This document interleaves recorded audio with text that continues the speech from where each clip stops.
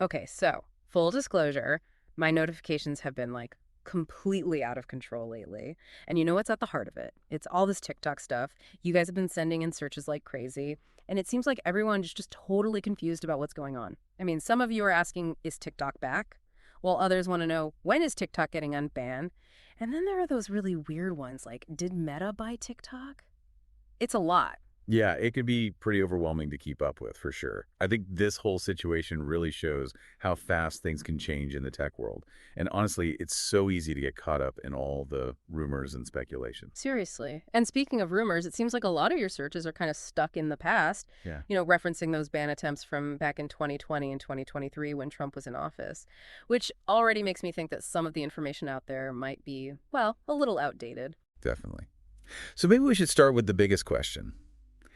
Is TikTok actually banned right now? Well, judging by your searches, it's not so clear-cut. We're seeing a lot of you asking, is it back? Or is it working? Which wouldn't be the case if there was like a clear nationwide ban happening. So it's not as simple as just like an on-off switch. There's more to it than that. Oh, way more complicated. It's almost like trying to solve a puzzle where the pieces constantly change shape. All right, well, that's definitely murky. So what are some possible reasons for all this confusion then? Well, one thing that jumps out is all the different locations mentioned in your searches. We see Canada, the USA, and even some mentions of other countries, which kind of makes me think maybe instead of one global ban, there are a bunch of different restrictions in different places. So maybe TikTok is working in some places but not others, which would explain why some people are having problems while others aren't. Exactly. And then there are all those searches about the App Store. A lot of you are saying you can't download or re-download TikTok. Right. I saw that. And that could be a few things. It could be a glitch on Apple or Google's end. Those happen sometimes. Or it could be that they changed the policy, maybe because of all the talk about TikTok. Interesting. So maybe it's not even TikTok's doing, but the app stores themselves. Yeah, that's possible. But here's where it gets really interesting. What if TikTok is actually pulling the app from some regions on purpose? Like while they're dealing with legal stuff, as a way to kind of get ahead of any potential bans. Whoa, pulling the app themselves? That's a pretty big move. But I guess it makes sense if they're trying to show they're taking things seriously.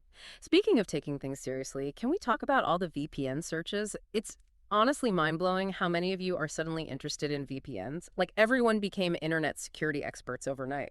Well, it's understandable that people are looking for ways to get around things if they can't access TikTok directly. And a VPN, a virtual private network, can make it look like you're in a different location, maybe somewhere where TikTok's working fine. So you're tricking the system into thinking you're somewhere else. That's kind of clever. It is, but there's a catch. And this is important. If a ban is put in place by a government, using a VPN to get around it could be against the rules, legally speaking. Oh, wow. So it's not just a harmless trick. There could be real consequences. Absolutely. And I think that's a perfect example of why it's so important to be careful and get good information when you're dealing with stuff like this online. Those quick fixes aren't always the best idea, especially when there might be legal issues involved. Right. Makes sense. Okay, so we've got these regional differences, the App Store mysteries, and everyone going crazy for VPNs. But what about who owns TikTok? Lots of you are asking that. Who owns TikTok now? And there are even some theories that Meta bought it, which seems a little out there. It does. And as far as we know, TikTok is still owned by ByteDance. There haven't been any announcements of a sale or anything like that. So all that talk about Meta is just rumors at this point. So even the basic facts are kind of hard to pin down in this whole situation, huh? Exactly. It's a mix of speculation, old information resurfacing, and real stuff happening all at once. No wonder everyone's a bit confused. Totally. It's like trying to keep up with the news on fast forward. But before we move on, can we at least talk about why there's so much talk about banning TikTok in the first place? What's the big deal? Well, without getting into too many specifics, the main concerns are basically around data privacy, content moderation, and national security. Those are the big whys behind all this scrutiny. So it's not just about those viral dances and catchy songs. There's more to it than that. Right.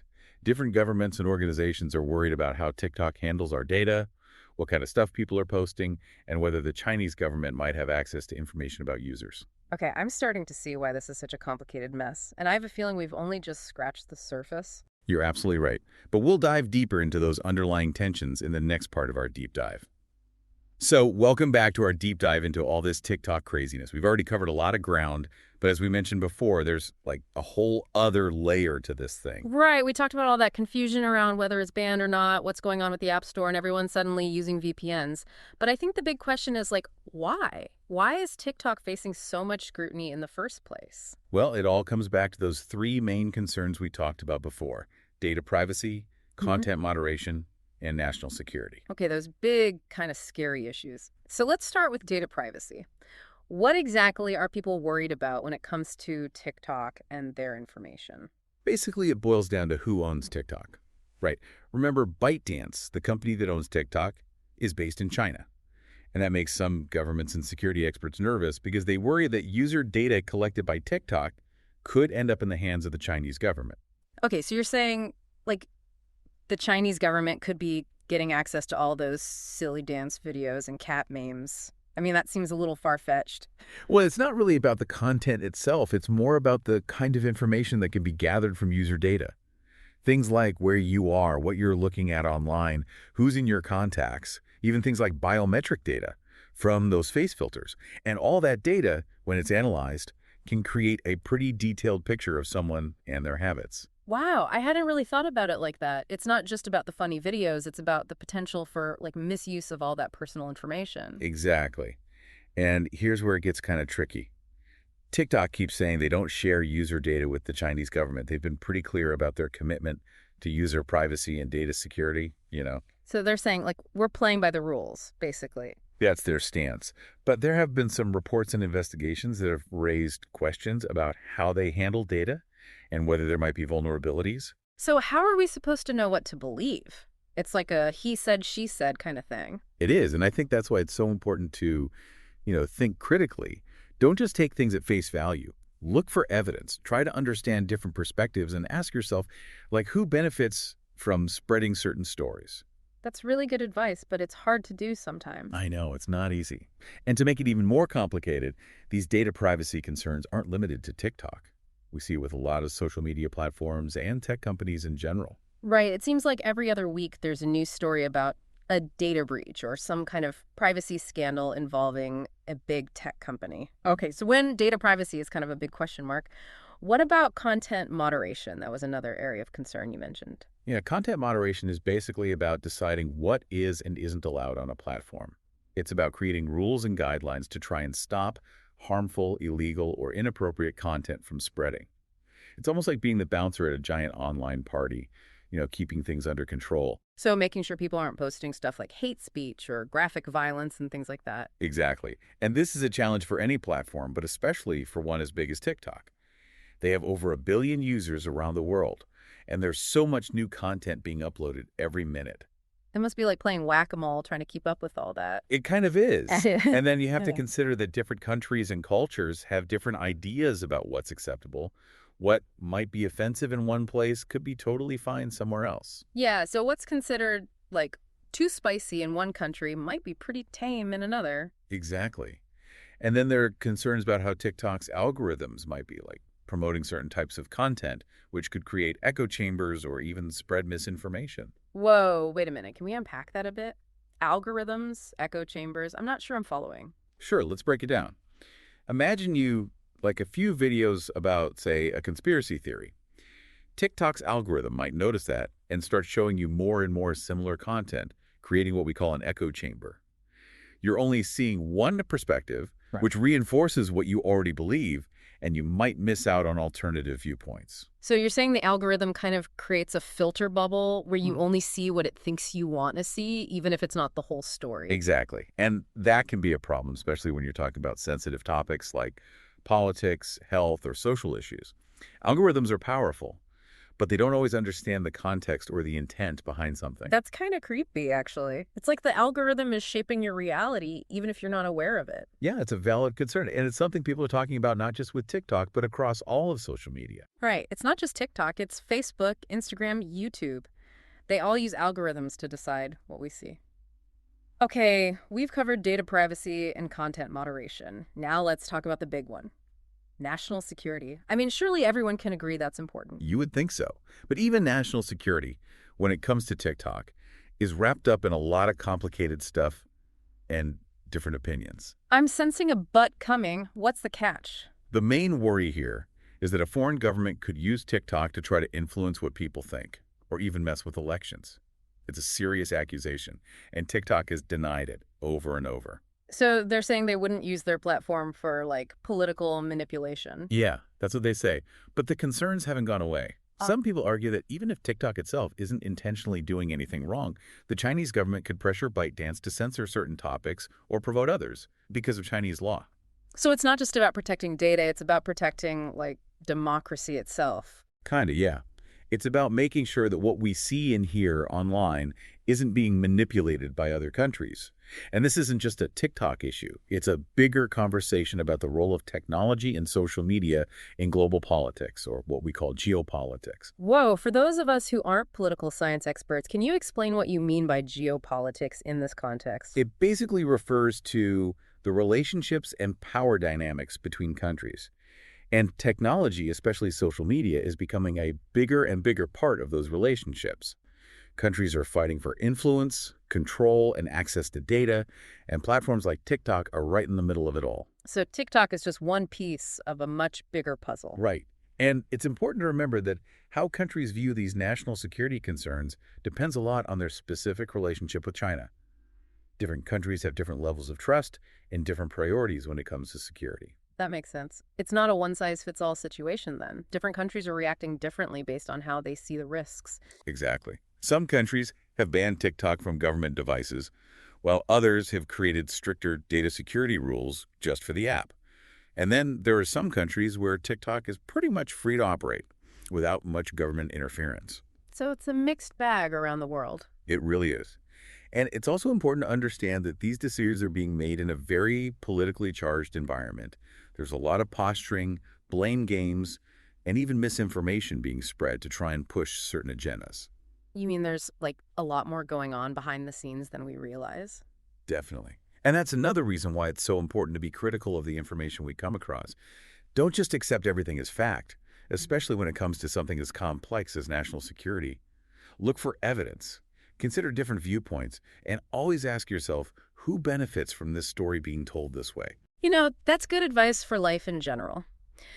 All right, we've talked about data privacy, content moderation, national security. It's a lot to absorb, and honestly, it's kind of scary to think about how much power these social media companies have in our lives. So where does all this leave us? What should our listeners keep in mind as they try to figure out what's going on? I think the most important thing to remember is this. With so much information out there and things changing so quickly, it's crucial to be a critical thinker. Like, don't believe everything you read on the internet. Yeah, that's a good rule of thumb. It might sound obvious, but it's true.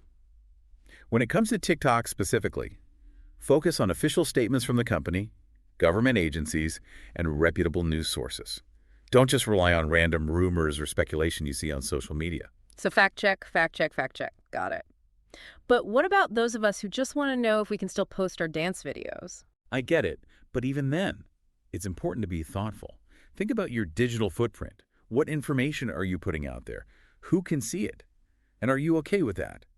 These are questions we should be asking ourselves all the time, whether TikTok is banned or not. That's a good point. It's easy to get caught up in the fun of it all and forget about the potential risks. And be careful about those quick fixes or workarounds, like using VPNs, especially if they involve getting around government rules. They could have consequences you didn't think of. Right, like we talked about before, using a VPN to get on TikTok if it's banned where you are could get you in trouble with the law. Exactly. It's always better to be safe than sorry and wait for things to become clearer. So basically, patience is a virtue, especially in the world of tech. Definitely. And things are still developing with TikTok. What we know now might be different tomorrow. So stay informed, keep asking questions, and stay engaged in these conversations about technology, privacy, and our digital future. I love that. It's like homework, but the good kind, where you actually feel like you're learning something. Okay, so we've covered a lot in this deep dive. All the confusion about the timeline, what's up with the App Store, the VPN craze, who owns TikTok, and all those bigger concerns about data privacy, content moderation, and national security. It's been a wild ride. But before we wrap up, we want to hear from you, our listeners. Have you been having trouble getting on TikTok? What are you seeing out there? Tell us about your experiences because the more information we all have, the better we can understand this whole thing. And remember, like our expert just said, this is a conversation that matters. So let's keep talking, let's keep learning, and let's figure out this digital world together. Okay, so here we are back for the final part of our deep dive into, well, all things TikTok. And I got to say, it's been a journey. It really has. We started off trying to untangle all that confusion about timelines and the App Store and VPNs, and then we got into those bigger, more serious issues around data privacy, what content is allowed on the platform, and even national security. It's a lot. It is. And honestly, what's really sticking with me is how this whole TikTok situation kind of feels like a mini version of all the challenges we face online these days. I think you're right. It's like TikTok is forcing us to look at all our anxieties about technology, privacy, who controls what we see, and how the world is changing in terms of power. Yeah, it makes you think about some really tough questions like who do we trust, how do we know what's true, and how much control do we actually have over our digital lives? Exactly. And there aren't any simple answers, which is why I think these deep dives are so important. It's all about asking the right questions, even if the answers are hard to find or constantly changing. I agree. So, as we wrap up, what are some key things our listeners should remember as they try to make sense of all this, especially with technology changing so fast? Well, I think the most important thing is to remember just how crucial it is to be a critical thinker, especially now when we're bombarded with information all the time.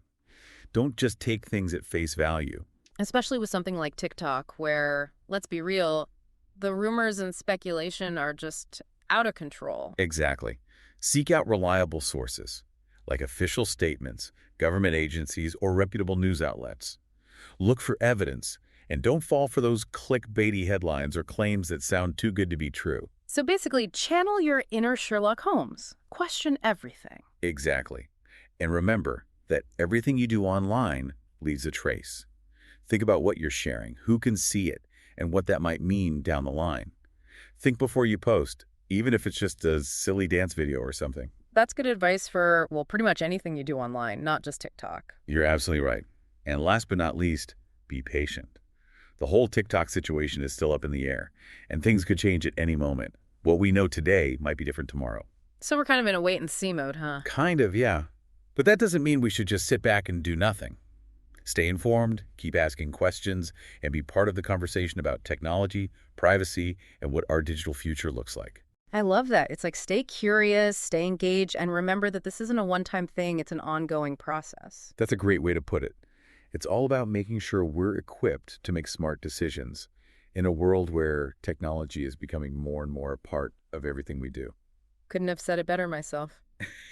Well, I want to thank you, our expert, for taking the time to break all of this down for us. It's been really eye-opening. And to our listeners, thanks for joining us on this deep dive. Remember, stay curious, stay informed, and keep those questions coming.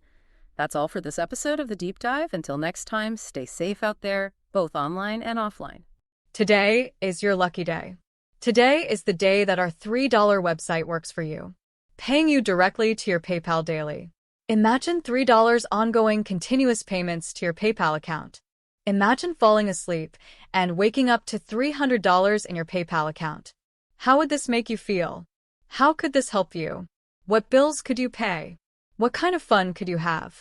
What does that retirement look like now? All for a one-time payment of $3. This website is DFY done for you, fully built and completely hosted, and never stops collecting payments for you. You have spent $3 on coffee on a regular, but that coffee won't help you create multiple streams of income. Click the link below.